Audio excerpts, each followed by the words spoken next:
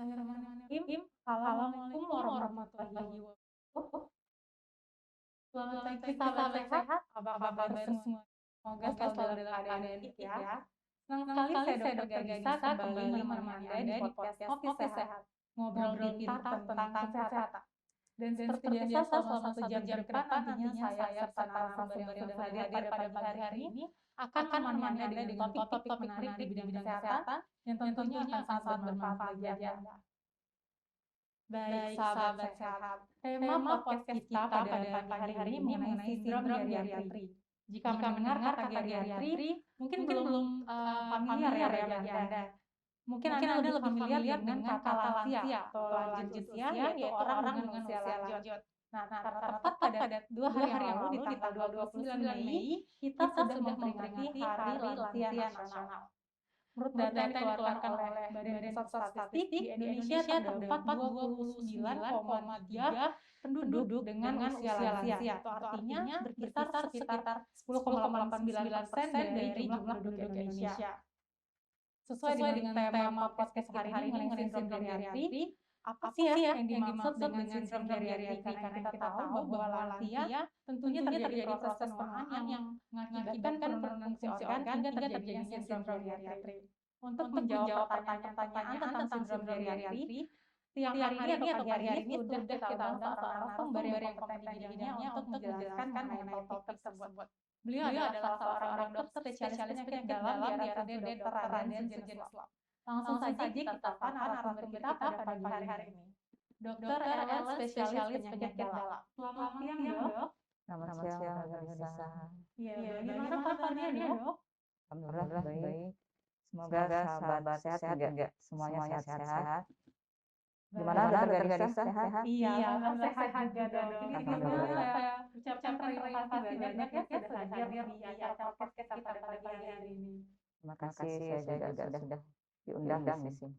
Baik, Dokter. Sebelum kita lanjut ke pembahasan mengenai sindrom geriatri, Dok, saya mau mengingatkan dulu untuk sahabat sehat yang ada di rumah, jika Anda memiliki pertanyaan terkait topik kita pada siang hari ini mengenai sindrom geriatri, Anda dapat mengajukan pertanyaan melalui akun di chat akun Instagram atau Facebook Dr. Raden Sujeniswab. Sekali lagi, jika Anda memiliki pertanyaan terkait sindrom geriatri, Anda dapat mengajukan pertanyaan melalui chat akun Instagram atau Facebook Dr. Raden Sujeniswab. Dan jangan lupa untuk follow akun Instagram, like akun Facebook, dan juga subscribe akun YouTube Dr. Raden Sujeniswab untuk mendapatkan info berbagai kesehatan dan pelayanan dari Dr. Raden Sujeniswab. Baik, sahabat sehat, langsung saja kita mulai pembahasan mengenai topik kita pada hari ini, sindrom geriatri. Baik, Dok. Kita mengenal geriatri, Dok. Banyak orang yang familiar dengan geriatri ini. Sebenarnya yang dimaksud dengan geriatri atau lansia ini apa sih, Dok?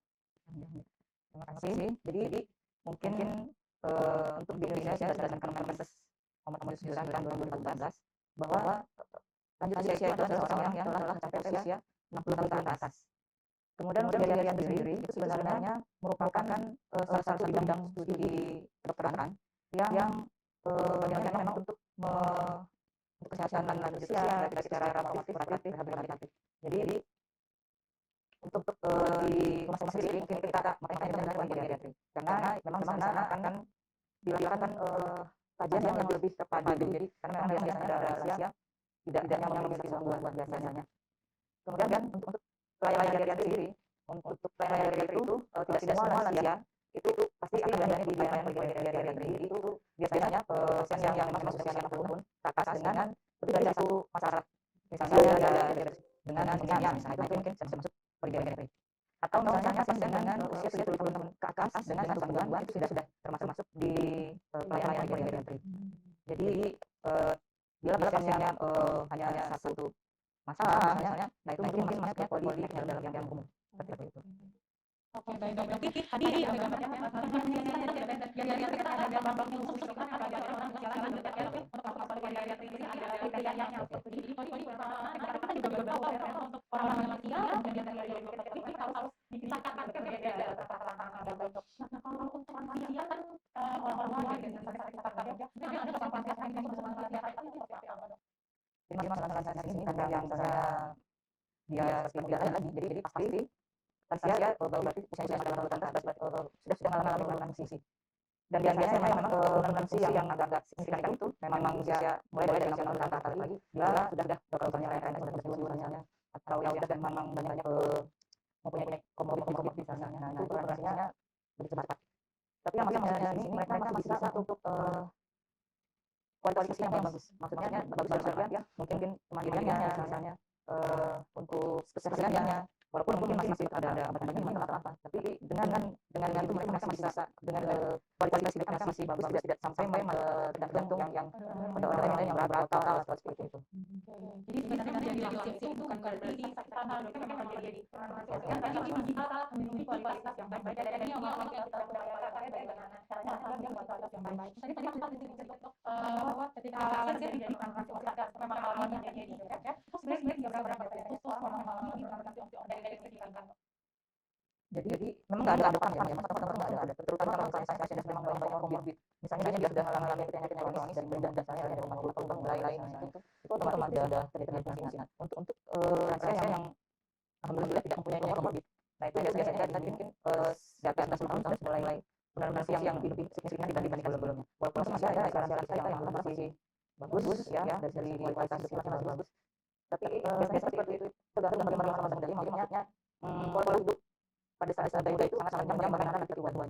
Apalagi sekarang kan mungkin makan makanan haram yang jarang yang alami misalnya, atau exercise kurang, terlalu banyak pekerjaan yang baik gitu, sehingga ya ini mempengaruhi bagaimana nanti masa tua kita gitu. Berarti memang kalau kita kalau kita setiap orang punya beda-beda. Berarti kita harus berkaca di masa muda, Dok ya. Ini berarti pesannya bukan cuma untuk para lansia, tapi kita dari sekarang juga kita harus berbenah diri supaya nantinya di masa tua kita masih bisa produktif, masih bisa bagus, Dok ya, kondisinya baik. Nah, jika berbicara mengenai lansia juga, Dok, sesuai dengan tema podcast kita pada pagi hari ini tentang sindrom geriatri. Nah, itu apa sih, Dok, sindrom geriatri itu? Karena mungkin banyak juga, Dok, yang belum tahu ini apa sebenarnya sindrom geriatri. Jadi sindrom geriatri itu adalah kelainan-kelainan atau gangguan-gangguan yang paling sering terjadi pada lansia. Jadi bukan berarti semuanya lansia pasti akan mengalami semua ini, tidak. Tapi ini adalah paling sering yang akan dialami oleh lansia. Jadi kita ada 14I sindrom geriatri itu. Jadi mungkin di sini saya jelaskan mungkin secara umum aja satu persatu gitu. Jadi yang pertama itu instabilitas. Mungkin ada fotonya ya, bisa sambil lihat. Oke, ini dari Doknya ada 14 sindrom geriatri ya. Oke. Oh ya, saya dari instabilitas dulu. Jadi instabilitas itu artinya mudah jatuh, falls. Jadi penyebab dari instabilitas ini bisa dari faktor intrinsik atau ekstrinsik. Jadi intrinsik itu maksudnya dari dalam dirinya pasiennya sendiri. Misalnya mungkin beliau ada penyakit sebelumnya, misalnya kayak stroke segala macam misalnya. Terus ada penurunan pendengaran, misalnya penglihatan, misalnya biasanya memang sudah terjadi pada usia lanjut. Kemudian untuk ekstrinsik biasanya itu paling sering disebabkan karena obat-obatan. Jadi biasanya pada saat usia lanjut itu kebanyakan kalau misalnya mereka sudah punya banyak komorbid, jadi biasanya dari diabetes saja itu sudah nanti komplikasinya ke jantung, ke ginjal, segala macam. Nah itu biasanya obatnya udah hampir lebih dari 5 itu, sehingga adanya interaksi obat bisa menyebabkan apa pusing atau apa sehingga mudah terjadi jatuh.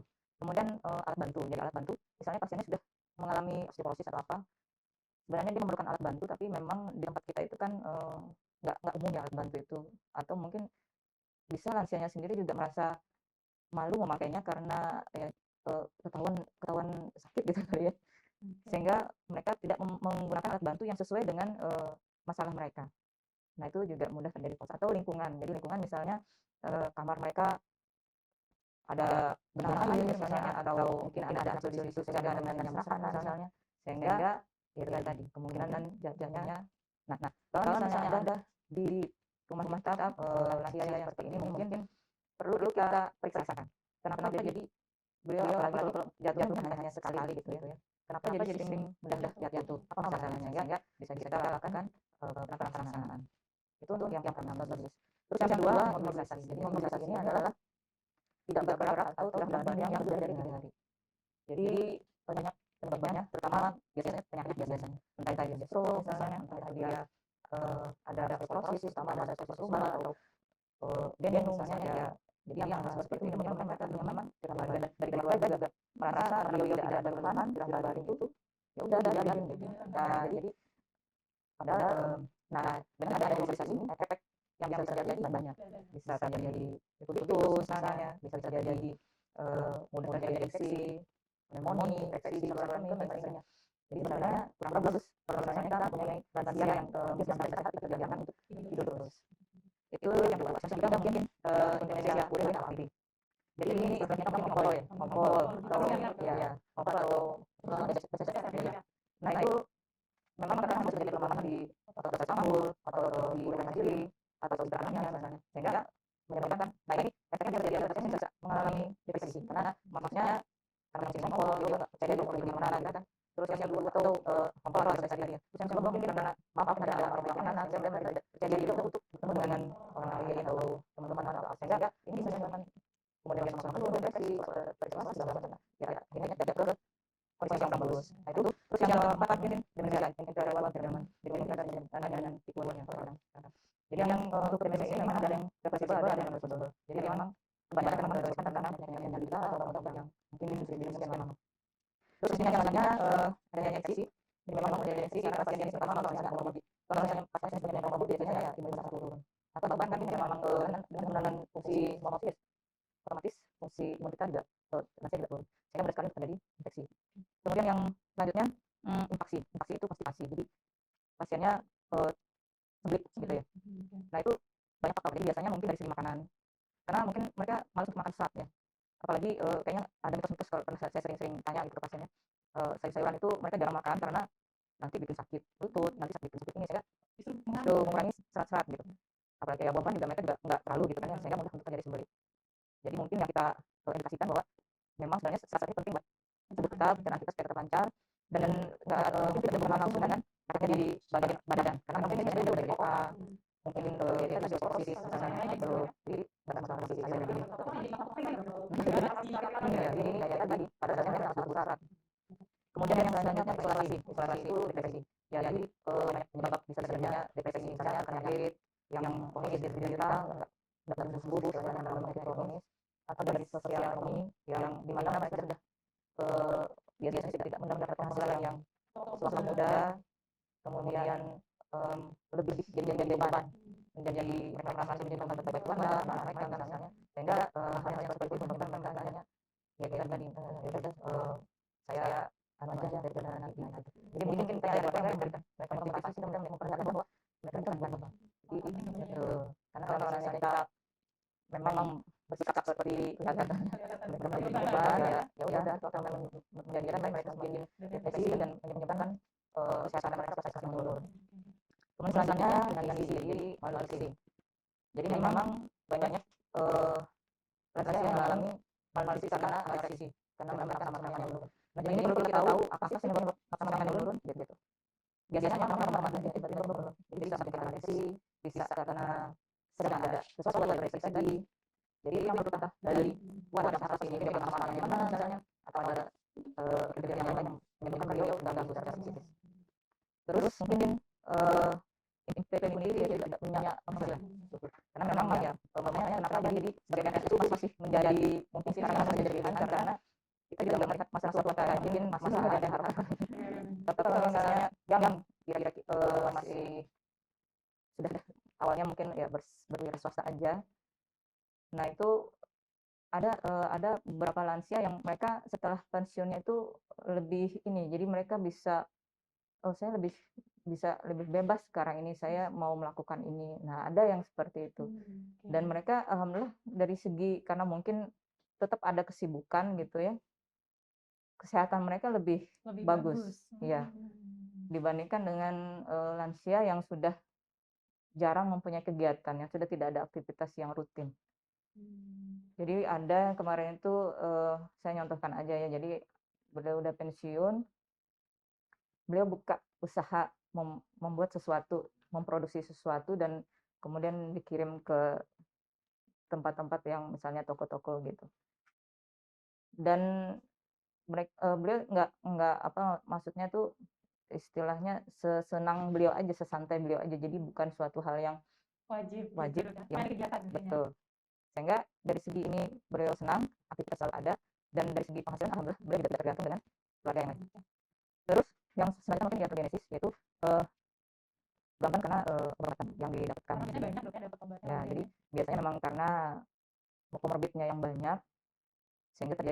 polifarmasi. Jadi memang masalah di kita juga adanya terjadi polifarmasi, obatnya bisa sampai 10. Iya, iya. Dia ke saraf juga, dia ke jantung juga, dia ada DM-nya juga. Ya udah tuh bakal, nah makanya betul. Makanya kenapa jadi kita itu kalau misalnya pelayanan geriatri itu ada istilahnya tim terpadu. Jadi tim terpadu di sini biasanya diikuti oleh dokter dari multidisiplin. Biasanya yang ada itu dokter penyakit dalam, dokter saraf atau dokter psikiatri, ortopedi, medik. Nah, jadi kalau misalnya ada pasien sulit, misalnya karena memang banyak komorbid, nah maka itu mungkin ada kita konferensikan lah istilahnya. Jadi mungkin biasanya ada setiap minggu sekali ada berapa kasus yang perlu dikonferensikan. Ini dari ini apa, sehingga mungkin kita bisa apa sih yang utamanya aja dulu gitu, sehingga nggak jadi polifarmasi atau terjadi interaksi obat tinggi dari saraf dapatnya ini nanti bisa terjadi interaksi dengan obat yang lain. Nah akhirnya nanti kita bisa konferensikan yang mana yang akan diberikan kepada pasien ini yang lebih dibutuhkan. Nah itu biasanya untuk pelayanan terpadu di geriatri. Berarti kerjasama antar spesialis dok ya ini? Betul. Jadi memang kalau untuk geriatri nggak bisa sendiri. Nggak bisa sendiri, Iya. karena banyak problem. Banyak gitu problem. Ya. Kemudian selanjutnya ada insomnia. Jadi insomnia itu adanya gangguan tidur, baik itu susah tidur atau tidur tapi nggak nyenyak, mudah terbangun, atau tidur nyenyak tapi nggak, misalnya udah bangun misalnya, udah itu nggak bisa tidur lagi. Jadi ya memang itu memang sudah biasa akan terjadi gitu pada lansia, dan bahkan bisa terjadi perubahan pola tidur. Jadi mungkin malamnya udah susah, gelisah, nggak bisa tidur, tapi pas pagi harinya ternyata bisa tidur. Jadi ada beberapa pasien seperti itu. Dan ini biasanya karena pembiasaan. Mungkin setelah ada masa pensiun lah istilahnya ya, akhirnya nggak ada aktivitas, kemudian yang di rumah sepi karena anak-anak kerja atau yang anak cucu-cucunya sekolah misalnya, sehingga sepi di rumah, akhirnya kan ya udah nggak ada kerjaan, akhirnya mungkin ketiduran. Nah akhirnya ini polanya berlanjut. Gitu, sehingga ya akan begini karena kita sudah merubah pola tidur kita. Jadi gitu. pola tidurnya terganggu sehingga terjadi insomnia. Betul. Jadi biasanya kita akan mencoba untuk kembali, untuk merubah polanya kembali ke yang awal, tapi kalau memang tidak bisa ya apa boleh buat. Jadi biasanya kita edukasinya yang alami dulu. Jadi misalnya alami itu dia mungkin suka misalnya minum hangat-hangat, misalnya susu hangat misalnya sebelum tidur. Jadi mungkin sudah hangat, enak, kemudian suasana kamar sudah redup misalnya, atau sudah tidak ada suara-suara lagi, nggak ada gangguan apa, bunyi TV, HP segala macam. Atau sebelumnya sambil baca-baca apa Al-Quran atau apa, ternyata sudah secara alami ini misalnya masih belum susah juga, masih belum bisa berhasil ya apa boleh buat, mungkin kita akan intervensi dengan obat. Iya. Dan memang obat-obat seperti ini kemungkinan besar akan menyebabkan ketergantungan. Iya. Makanya tadi dicoba dulu dengan perubahan gaya hidup dok ya, semoga bisa berhasil. Iya. Jadi biasanya kayaknya yang alami dulu. Ya ada juga yang obat-obatan pakai ini katanya yang alami ada kayak chamomile, tapi ya sudah insomnia sudah sampai. Iya. Jadi biasanya ada hasil, ada yang enggak, jadi ya ada sih. Tapi kalau sebenarnya memang coba yang alami. Kemudian selanjutnya ada imun defisiensi ya, ini memang karena memang semuanya terjadi penurunan fungsi kan ya. Terus yang terakhir mungkin impotensi. Jadi ini memang ya itu tadi penurunan proses penuaan juga dok ya. Jadi itulah 14I yang ada di sindrom geriatri. Nah ini mudah-mudahan rencananya kita akan membuat poli pelayanan geriatri yang terpadu di Rumah Sakit Sujono Solong. Mudah-mudahan bisa segera betul. Nah di sini rencananya, jadi ya seperti saya sebutkan sebelumnya, jadi poli-poli yang memang dibutuhkan, yang paling sering dibutuhkan akan didekatkan di situ. Kemudian jadi istilahnya pelayanannya itu one stop service. Jadi lansia datang itu udah duduk aja gitu. Pelayanannya misalnya kita pengen lab yang akan datang, ke sana. Memudahkan. Betul. Kemudian pemeriksaan kita yang akan melayani. Kemudian misalnya makanya Rapmedik juga biasanya dekat di situ. Jadi semuanya udah ngumpul di situ, jadi nggak jauh-jauh, nggak akan pergi jauh-jauh pasien lansia ini. Sampai pengambilan obat itu pun dipermudah. Mungkin kita yang akan ngambilin yang langsung ngasih. Jadi pasien kita di one stop service. Ya mudah-mudahan bisa diinikan. Kemudian semoga segera. Kemudian mungkin juga rencananya sekalian untuk pelayanan rawat inap ya, mudah-mudahan memang bisa sehingga betul-betul bisa terlayani secara terpadu lansia yang mungkin mengalami sakit di selop. Gitu. Jadi memang kita berharap Dok ya semoga segera terwujud nih Dok ya pelayanan terpadu untuk lansia, karena bagaimanapun memang harus dispesialkan seperti itu karena kondisi juga Dok. Betul. Ya. Karena dulu pas saya masih kuliah juga memang untuk poli rawat inapnya dikhususkan untuk lansia, memang tata ruangannya segala macam memang juga dibuat seramah mungkin untuk lansia Dok ya, seperti misalkan banyak pegangan seperti itu. Semoga nih di kabupaten kita ini segera terwujud Dok ya untuk pelayanan rumah sakit yang poli terpadu untuk lansia. Nah, baik Dok, tadi kan sudah dijelaskan Dok ya tentang sindroma geriatri yang ternyata mungkin orang-orang pikirnya oh ini wajar terjadi pada lansia, seperti itu. Sebenarnya itu bukan, saya bilang bukan hal yang wajar, tapi memang harus diwaspadai Dok ya tentang sindrom geriatri. Tadi disebutkan ada 14 itu Dok ya. Itu sebenarnya saling terkait ya Dok, antara sindrom yang satu dengan yang lain itu apakah bisa saling terkait Dok? Jadi ya bisa saling terkait. Jadi misalnya pasiennya ini sudah mengalami osteoporosis aja ya, misalnya sudah mengalami osteoporosis, sudah mengalami osteoartritis genu misalnya. Berarti itu pasiennya sudah rawan jatuh, instabilitas, terus imobilisasi mungkin.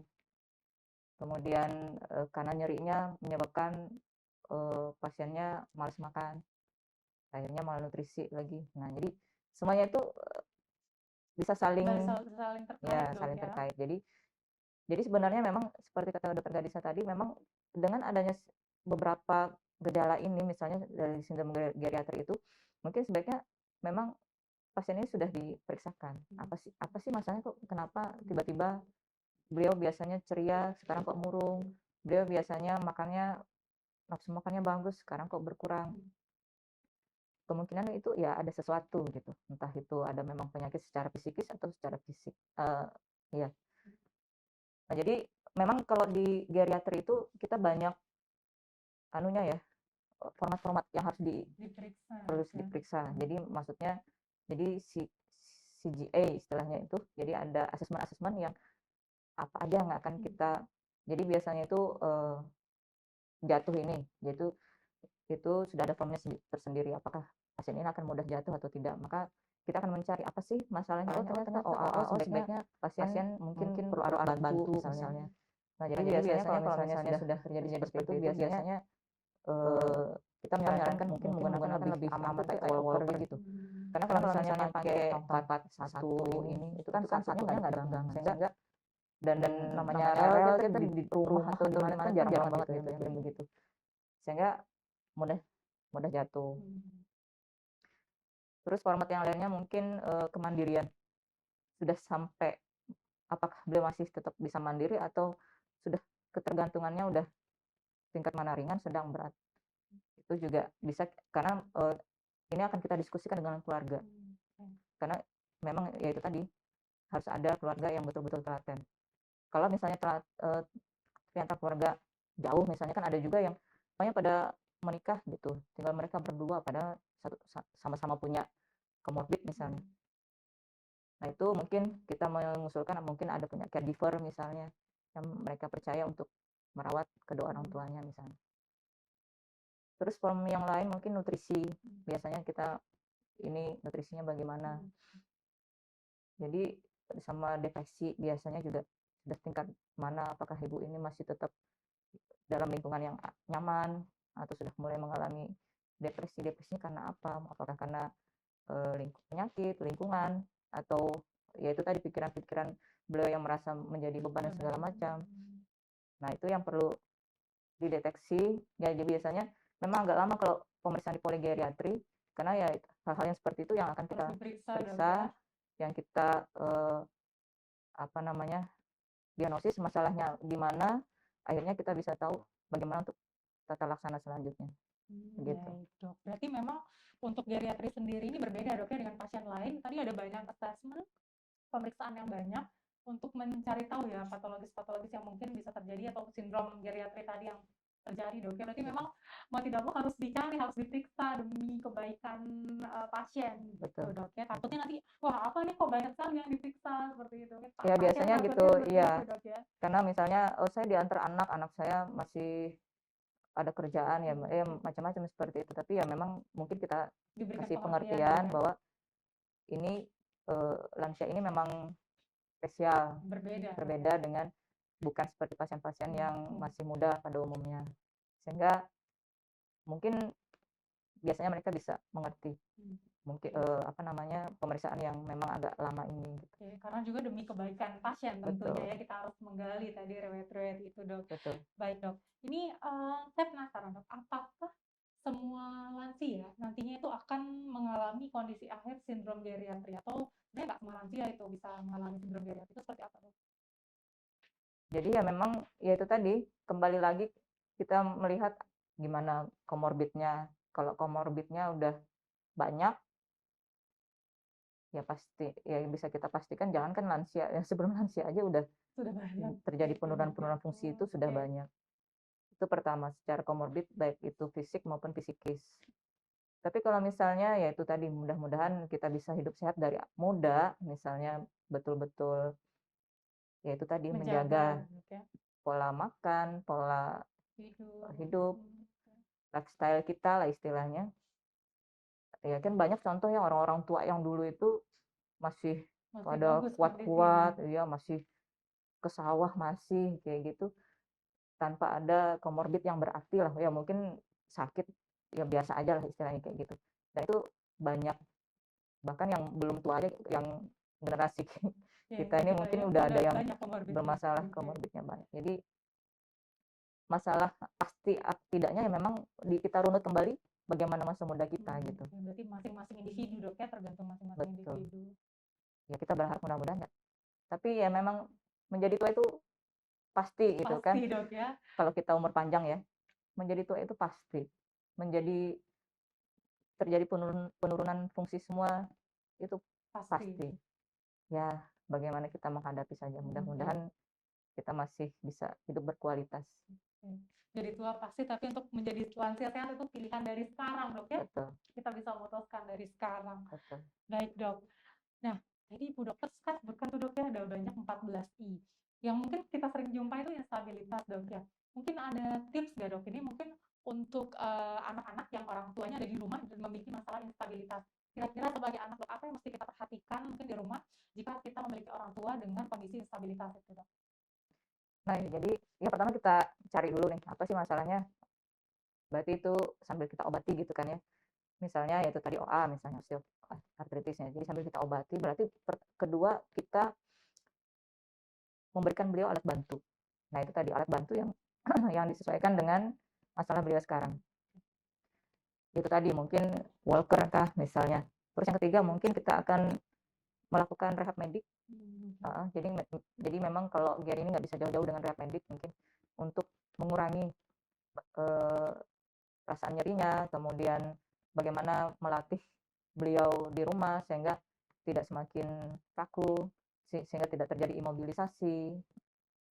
Kemudian lingkungan kita mungkin kamarnya kita bikinkan kamar mandi di dalam kamar mereka yang biasanya jauh jalan gitu, sedangkan kondisi sudah nggak bisa begitu kan. Nah, jadi kita bikinkan kamar mandi di dalam kamar beliau. Kemudian kita waspada betul-betul nggak ada cairan-cairan yang tergenang atau ada benda-benda yang berserakan, apa yang kecil-kecil itu. Terus mungkin penerangan juga harus bagus karena memang ya pastinya gangguan visual juga sudah terjadi.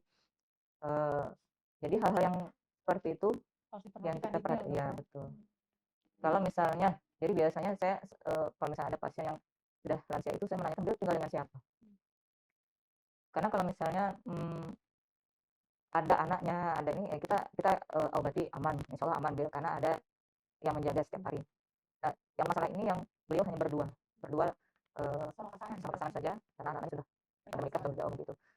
Nah ini biasanya ya tadi saya menyarankan mungkin ada anak yang sering berkunjung atau minimal caregiver. Karena kalau misalnya ya ini kan semua kedua-duanya tidak sesehatan dulu, walaupun mereka maksudnya sehat tapi tidak, kalau sudah harus melakukan kerjaan-kerjaan rutin memasak atau mencuci atau apa mungkin sudah iya. Ya, biasanya itu yang kita berikan dengan keluarganya. Mungkin kalau misalnya mereka harus menjauh tidak sampai berdua ini tidak ada yang merawat dan perhatikan di rumah beliau. Jadi emang sangat penting dokter peran keluarga di situ untuk Sangat kalau penting. misalnya ada stabilitas tadi harus detail di rumah seperti apa yang kalau bisa ada caregiver ya dok ya, kalau Betul. cuma berdua mungkin nanti Iya, sama-sama sudah ada stabilitas tapi malah agak susah dok ya. satu jatuh Tapi nanti jatuh satu nggak bisa nolong Nah, gitu. itu dia. Jadi pesan buat mungkin anak-anak gitu ya yang punya orang tua supaya kalaupun memang tidak bisa mendampingi setidaknya ada orang yang bisa mendampingi dok ya.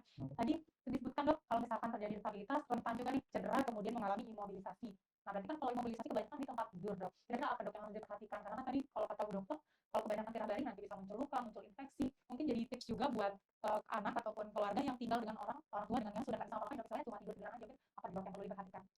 Ya makanya kita di tim geriatrik terpadu itu juga menyediakan layanan home care. Jadi di sini untuk pasien-pasien misalnya beliau sudah mengalami stroke dan agak parah istilahnya, maksudnya dalam artian sudah tidak bisa digerakkan semua ekstremitasnya misalnya.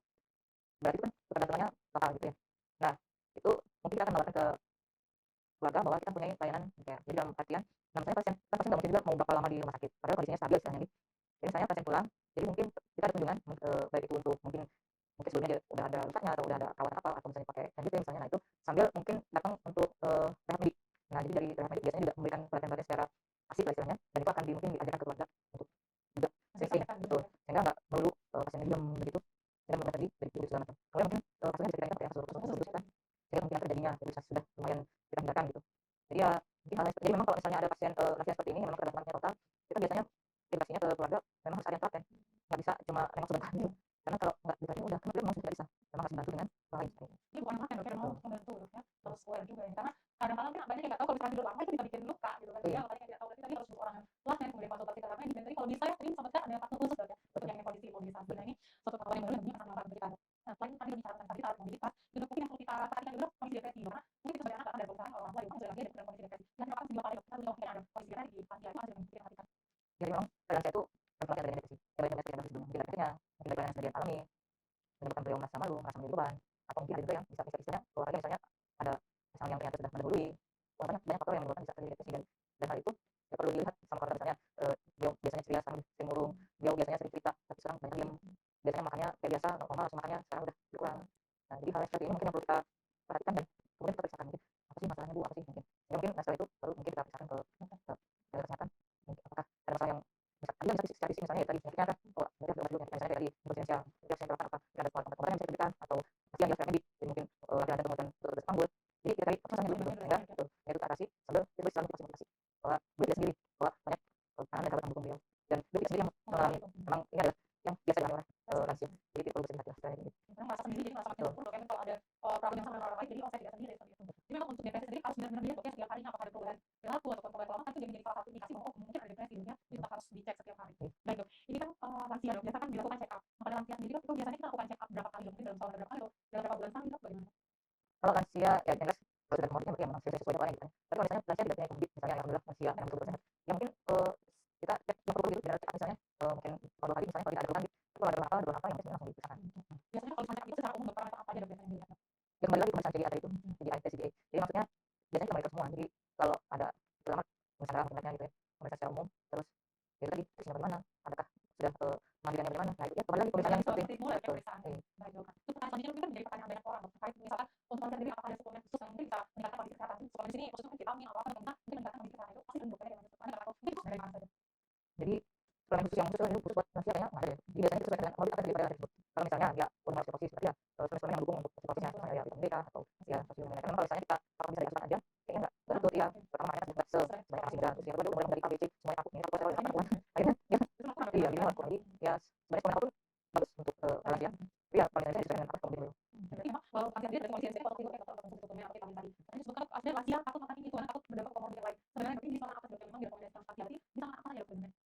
yang sehari ya tergantung orang tadi, misalnya ada orang di Malaysia berarti ada makanan yang ada, ada masalah ada makanan yang ada, ya tergantung orang gitu, tergantung ada komorbid misalnya, ya udah makan yang santai itu tergantung kondisi komorbid sing mah berarti apa ya makanan yang sesuai dari masalahnya. Jadi tapi nggak ada batasan yang jadi tadi biasanya yang bermasalah tadi nanti kalau misalnya nanti ini kotoran lagi ya itu betul. Boleh atau kan nggak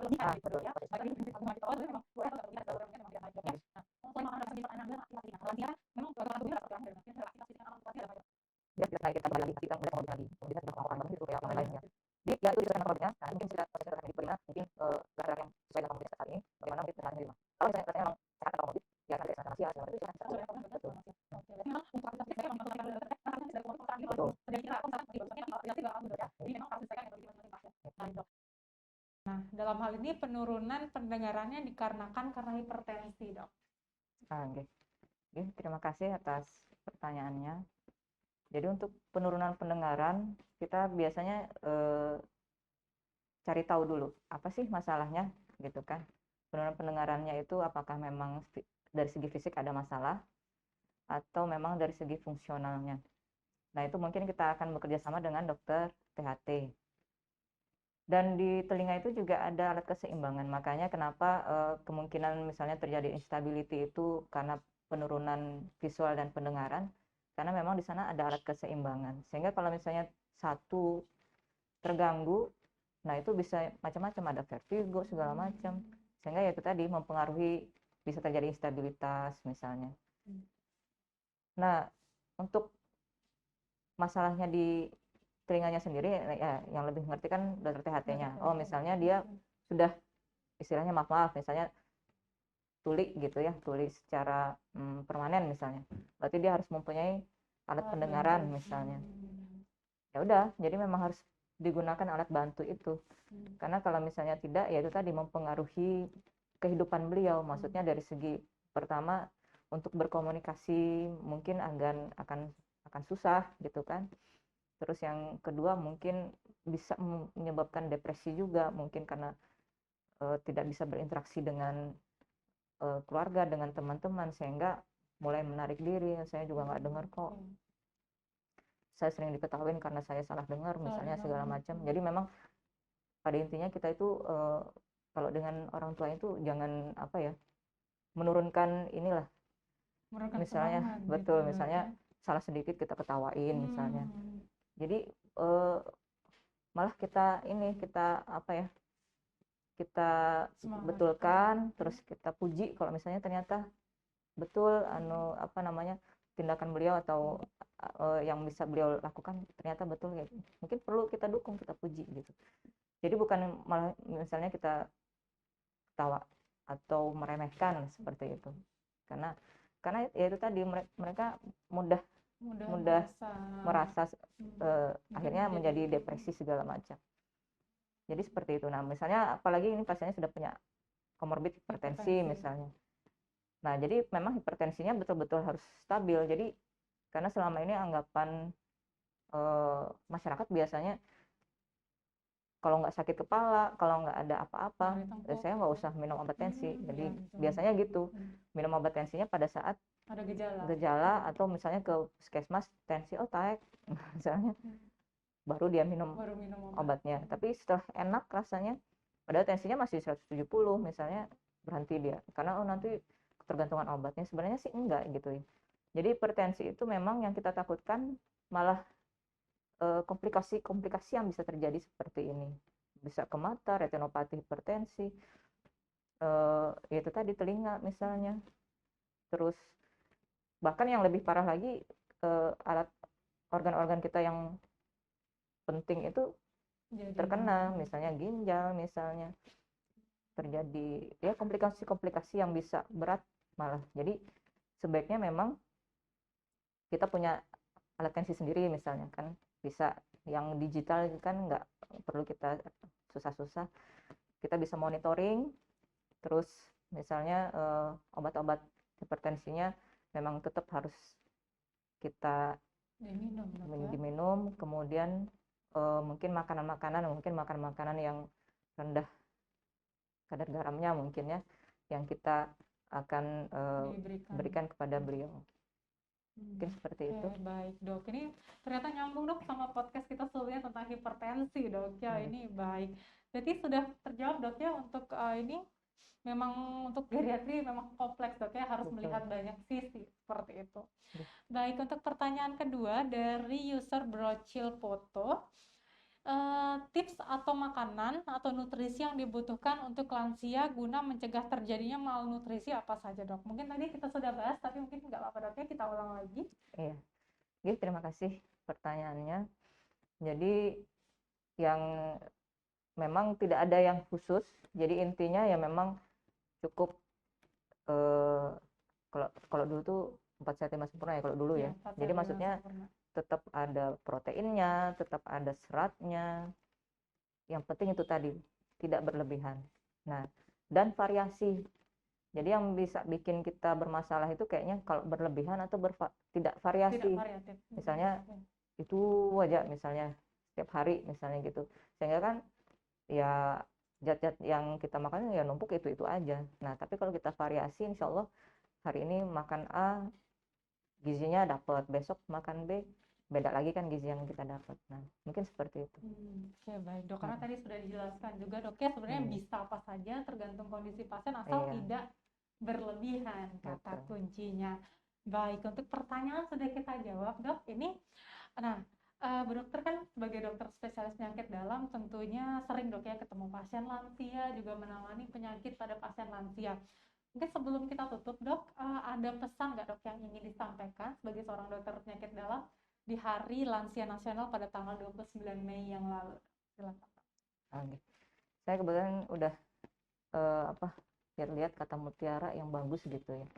Jadi memang pada saat ketika kita masih muda, mereka selalu ada mengurus kebutuhan sampai hal yang terkecil, dan sekarang ketika mereka sudah tua, mereka membutuhkan kita dan sebaiknya kita harus ada untuk mereka seperti mereka waktu kecil dulu, seperti kita doa kita itu ya, sehingga jadikanlah beliau itu jalannya pintu surga buat kita. Jadi tidak menjadikan apa ya, kan sekarang kemarin tuh kalau nggak salah egoisme ya itu anunya apa namanya, tema Hari Lansia yang kemarin itu, karena mereka dianggap beban, dianggap sudah tidak diperlukan lagi lah istilahnya gitu. Jadi itu yang hal-hal itu yang kita jauhkan. Mudah-mudahan bisa kita laksanakan pada diri kita masing-masing. Karena kalau misalnya kita pasti tua kalau panjang umur kita juga ingin diperlakukan seperti itu. Baik, betul. Baik, pesan yang sangat menyentuh ya buat semua dan termasuk saya juga, karena saya masih punya orang tua. Bagaimanapun kita di Hari Lansia ini semakin aware dok ya terhadap kesehatan lansia, semakin peduli juga terhadap kondisi fisik dan mentalnya ya, karena pastinya nanti di kondisi kita yang mungkin nanti akan kondisi tua juga ingin diperlakukan dengan baik dok ya, yang pesan yang sangat menyentuh. Terima kasih dok ya untuk pesannya. Baik sahabat sehat, ini nggak terasa dok ya, tadi kita sudah bahas mengenai lansia, kemudian juga sudah menjawab pertanyaan. Nggak terasa sudah 1 jam dok kita bersama di podcast Ngopi Sehat ini. Baik sahabat sehat, semoga dari podcast yang sudah ditayangkan kali ini kita dapat mendapatkan banyak manfaat ya, dan juga bisa kita terapkan di kehidupan kita sehari-hari. Nah baik sahabat sehat, kita berjumpa lagi di podcast Ngopi Sehat selanjutnya. Saya beserta kru yang bertugas, mohon maaf jika ada salah-salah kata. Saya Dr. Gadisa. Saya Dr. Ellen, spesialis penyakit dalam.